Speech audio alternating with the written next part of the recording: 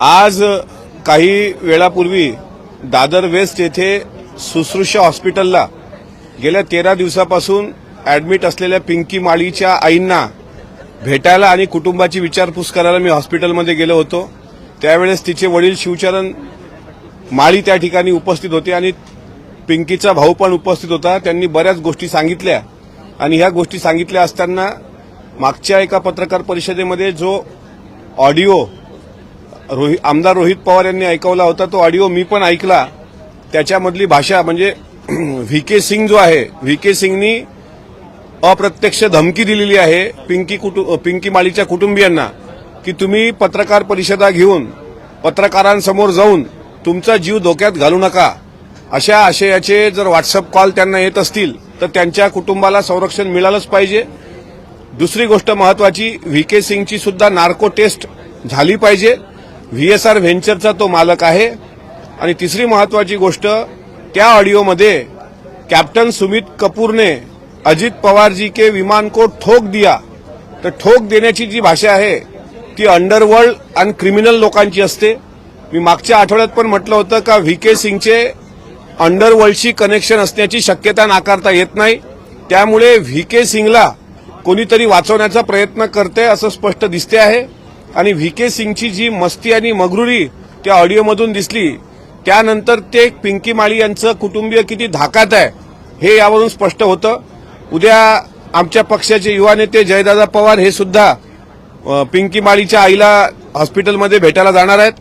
त्यांच्याकडे मी एकनाथ शिंदे साहेबांचे पण आभार मानतो की डॉक्टरांचं एक पथक त्यांनी त्या ठिकाणी त्यांच्या हॉस्पिटलमध्ये त्यांच्या देखरेखीसाठी ठेवलेलं आहे। त्यांना कुठलाही आर्थिक ताण येणार नाही अशा पद्धतीने आम्ही सर्व त्यांना सहकार्य करू। आणि आज सभागृहात सुद्धा मी याबद्दल पॉइंट ऑफ इन्फॉर्मेशनद्वारा वरच्या सदनामध्ये पिंकी माळी यांच्या कुटुंबाचा सर्व खर्च महाराष्ट्र सरकारने उचलावा अशी विनंती करणार आहे। दुसरी महत्वाची गोष्ट, अजितदादांच्या विमान अपघातासंदर्भात खरं तर या अधिवेशनामध्ये दोन्ही सभागृहामध्ये चर्चा होणं अपेक्षित होतं।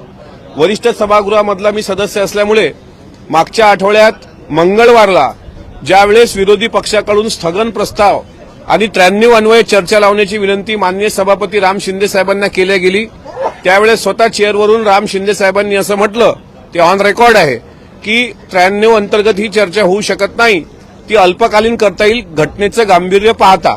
आणि त्यामुळे त्यांनी अल्पकालीन चर्चेला परवानगी दिली होती। त्यानंतर आम्हाला अपेक्षा होती की बुधवारच्या कामकाजामध्ये चर्चा येणार, पण बुधवारी चर्चा आली नाही। आम्ही सचिवांशी संपर्क केला, ते म्हणाले गुरुवारी चर्चा येणार। गुरुवारच्या दिवसात पण चर्चा आली नाही। त्या दिवशी असं सांगितलं गेलं की राज्यसभेच्या निवडणुकीची धावपळ आहे त्यामुळे ते शुक्रवारी येणार। मग शुक्रवारच्या दिवसात सुद्धा चर्चा आली नाही कारण त्या दिवशी अर्थसंकल्प होता। मग असं सांगितलं गेलं की आता हा आठवडा अर्थसंकल्पाचा होता, हा आठवडा राज्यसभेच्या बिनविरोध निवडी संदर्भातला होता, त्यामुळे ही चर्चा सोमवारी येणार म्हणजे आजच्या दिवसाला। आज सुद्धा जो कामकाजाचा दिनक्रम आहे त्यामधून ही चर्चा वगळण्यात आली। गुरुवारी रात्री ही चर्चा अगोदर टाकल्या गेली होती, पण बुधवारी रात्री टाकल्या गेली होती 12ला आणि मग काही मिनिटांनंतर ती परत वगळण्यात आली। हे सचिवालयाकडून झालं असेल तर सचिव याला दोषी आहेत का हे सुद्धा महत्वाचं आहे पाहणं। आणि दुसरं असं की अजितदादांसारख्या सत्तेतल्या उपमुख्यमंत्र्यांच्या विमान दुर्घटनेची चर्चा गेला आठवडाभर जर सभागृहात येत नसेल तर मग आता न्याय मागायचा कोणाकडे? आतापर्यंत सीआयडी चौकशा, सीबीआय चौकशा ह्याच्या माध्यमातून बाहेर काय आलं तर फक्त महाराष्ट्राच्या जनतेला फक्त प्रश्नाचं उत्तरच अजून मिळत नाही। अद्यापही देवगिरी ते कलिना गेट नंबर 8 आणि कलिना गेट नंबर 8 ते व्हीएसआर व्हेंचर इथपर्यंतचा सीसीटीव्ही मिळालेला नाही।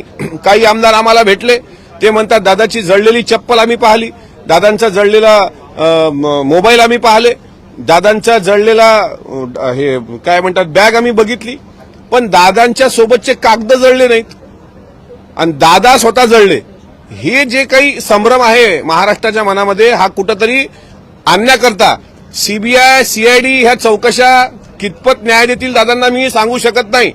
दादाला न्याय मिळेल की नाही याबद्दल मी साशंक आहे, पण दोन्ही सभागृहामध्ये ही चर्चा का येत नाही आहे याबद्दल मात्र माझ्या मनात मोठी शंका निर्माण झालेली आहे.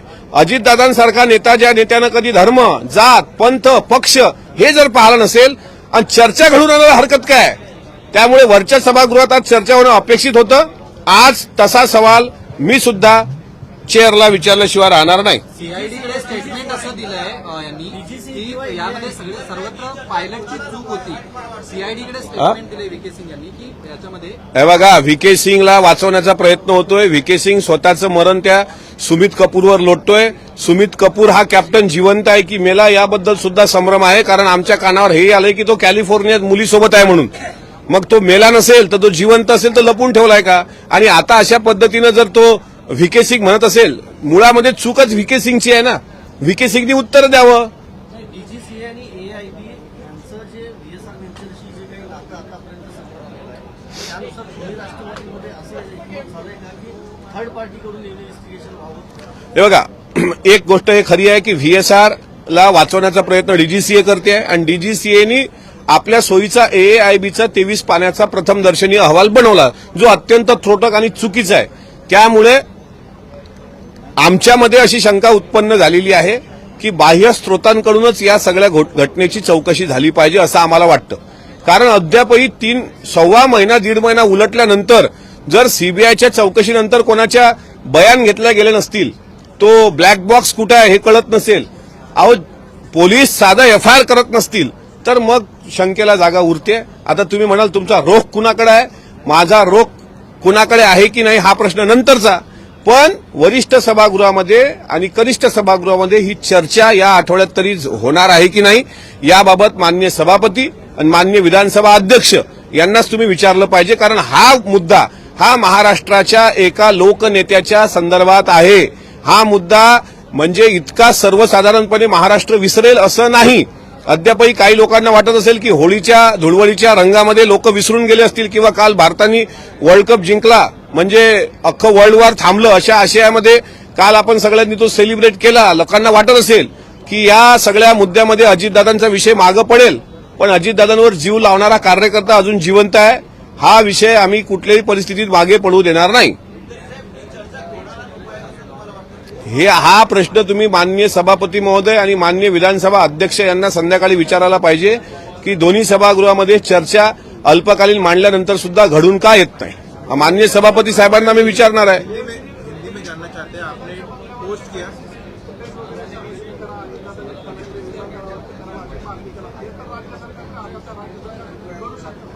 मग तेच सीबीआय चौकशी जर राज्य सरकारने लावली तर त्या सीबीआय चौकशीमध्ये देवगिरीवरचं फुटेज काय येत नाही. पहिलं तर तिथे काय पाहिजे की दादा घरून किती वाजता निघाले, त्यांच्यासोबत किती लोक होती. डीजीसीएनी 6 लोकांचा आकडा दिला, विमानात 5 बसली की 6 बसली, कोण कोण विमानामध्ये होतं. सुमित कपूर नव्हता तर शांभवी पाठक चालवत होती का फ्लाईट, आणि साहिल मदन आणि यश हे दोघांचा सीसीटीव्ही तर घ्या. ठीक आहे, देवगिरीच्या सीसीटीव्ही नाही भेटला, पण साहिल मदन आणि यश मी 4 दिवस झाले ओरडतोय, हे ट्रॅफिकमध्ये अडले तर कोण्या रोडवर अडले होते, घरून किती वाजता निघाले, आणि जर तो सीसीटीव्ही नसेल तर ते आता कुठे आहेत हे तर शोधलं पाहिजे ना. त्याच्यामुळे मला असं वाटते आज जयदादांची पत्रकार परिषद होणार होती, पण काही कारणास्तव ते पुढे ढकलल्या गेली. ते ज्यावेळेस पत्रकार परिषद घेतील त्यावेळेस बऱ्याच काही गोष्टी स्पष्ट होतील. याबद्दल माझ्या मनात दुमत नाही. हा, पहिलं मराठी होणे दो ना.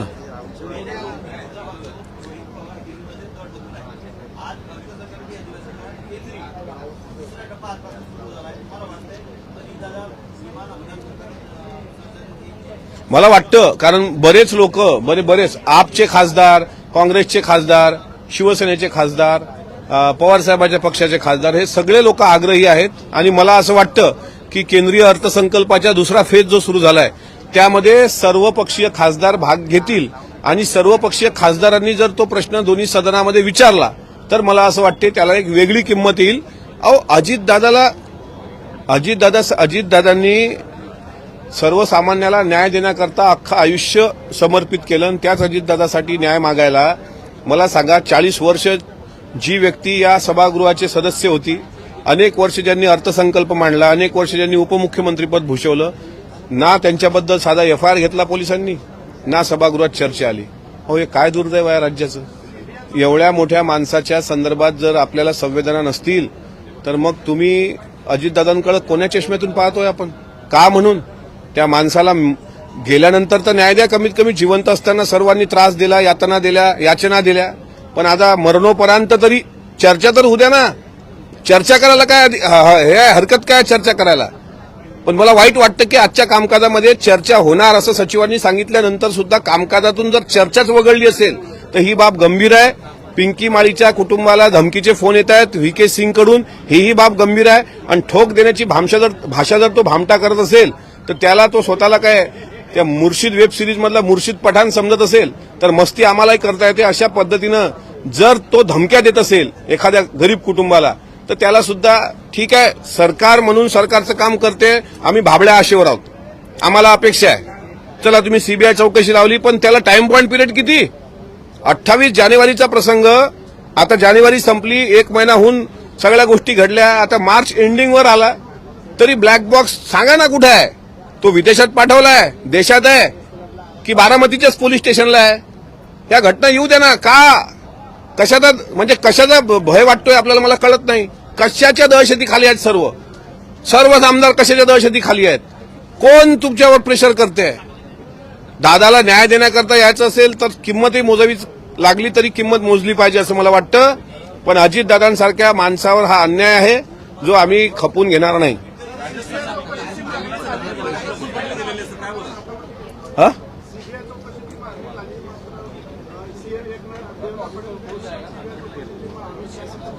अहो, मागण्या झाल्या, सीबीआयच्या मागण्या, सीआयडीच्या मागण्या, उच्चस्तरीय चौकशीच्या मागण्या झाल्या, पण त्याला तुम्ही फास्ट ट्रॅकवर आणणार आहात की नाही? किती दिवस लावणार आहात तुम्ही? मला एक सांगा, सीसीटीव्ही फुटेज 1 ते 1.25 महिन्यापर्यंत ते राहू शकेल ना साठवलेलं डेटा? तो आता 1.25 महिना उलटून गेला. मग काय काय कधी देणार आम्ही मेल्यावर? हा, कोण लग्नात गेलं आणि व्हीके सिंगच्या लग्नाचा आमचा काय संबंध नाही, त्याच्यामुळे कोण लग्नात गेलं मला माहित नाही. ते रोहित पवारांना माहित असेल, आमदार.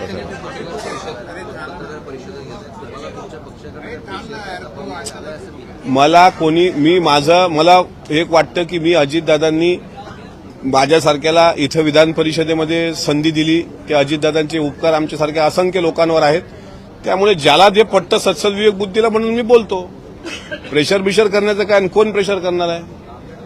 प्रेशर करेल कोण? मला प्रेशर करणार आणि फक्त प्रेशर करावं.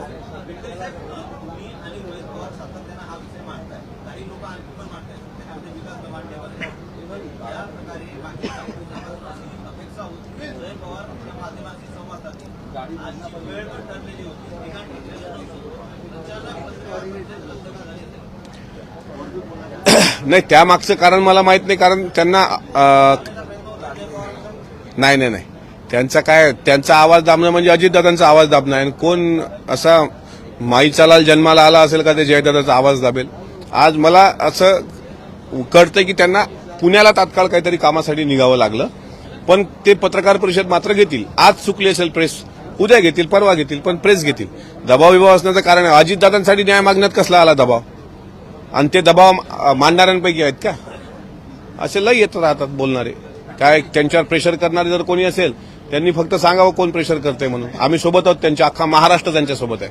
हिंदी में जानना चाहते हैं, पिंकी माली की माताजी श्राप मिल के आए हैं और एक गंभीर आरोप भी लगा रहे हैं कि उनको धमकी वाले फोन आ रहे हैं, क्या है पूरा मामला? वीके सिंह ने जिस तरीके से पिंकी माली के भाई को व्हाट्सएप कॉल पे धमकी दी है कि आप मीडिया के सामने मत जाओ, मीडिया में आप ज्यादा बातें मत करो, अब हो गया सो हो गया. सुमित कपूर ने अजित पवार ऐसा बोला उसने, फ्लाइट को ठोक दिया. और ठोक देने की भाषा करने के बाद, ठोक देने वाली भाषा खाली अंडरवर्ल्ड के लोग ही कर सकते हैं. तो मुझे पूरा शक है कि वीएसआर का जो वीके सिंह है उसका कनेक्शन अंडरवर्ल्ड से तो नहीं है.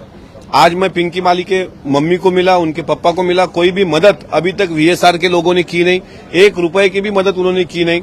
और मैं माननीय उप मुख्यमंत्री एकनाथ शिंदे साहब का मैं आभार व्यक्त करना चाहता हूं कि उन्होंने उनके खुद 2-3 डॉक्टर वहां पे उनके अंडर ऑब्जर्वेशन पिंकी के मम्मी को वहां रखा है. उनकी हालत काफी वो सदमे में है. और आज मैं सदन में सरकार से मांग करूंगा कि उनकी पूरी उनके फैमिली को पुलिस प्रोटेक्शन दी जाए और उनके माताजी का जो भी हॉस्पिटल का खर्चा होगा वो पूरा भार महाराष्ट्र गवर्नमेंट ने उठाना चाहिए.